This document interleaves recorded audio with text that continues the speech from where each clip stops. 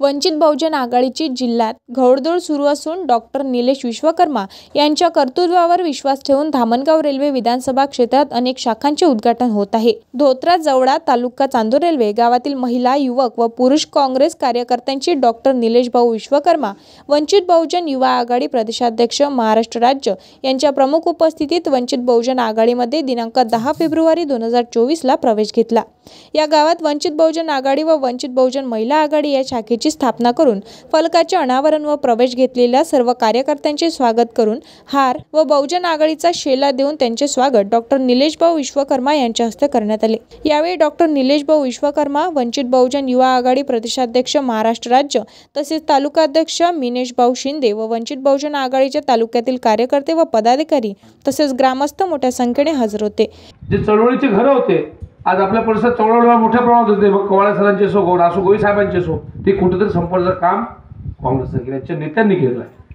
म्हणून साहेबांनी जे आव्हान केलं त्या सभेतून आपली आघाडी झाली तरी ठीक, नाही झाली तरी आपल्याला निवडणुका लढायच्या आहेत। लोकसभेच्या आपण निवडणुका लढायचं लढू होऊ शकते, विधानसभेत काय चित्र राहील, पण आज आपण कोणत्यासोबत वाहून जाण्याचं कारण नाही।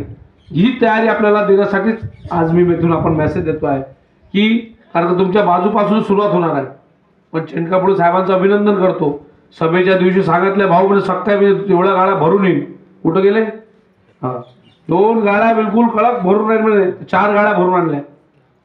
चेंडकापुळे साहेबांसाठी टाळ्या वाजवायचा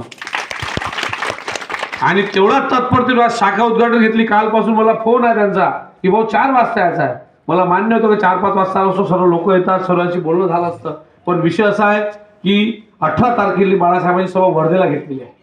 आधी त्याची मीटिंग वारवी इथे आज लावलेली आहे।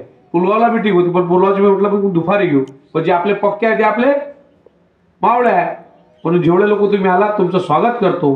आज पक्षाचं बोर्डाचं उद्घाटन होणार आहे। या उद्घाटनासाठी आपले पक्षाचे उपाध्यक्ष आले आहेत। आपल्या गावात त्यांनी आपले संवाद साधला। अमान भाई आलेले आहेत। पुढच्या काळात आपल्या जवळच ते राहणार आहेत। इथून आपल्या इथून 40 किलोमीटर असून यवतमाळ किती आहे? शॉर्टकटून 40 किलोमीटर। अमान भाईची मदत आपल्या मतदारसंघात निश्चित होईल।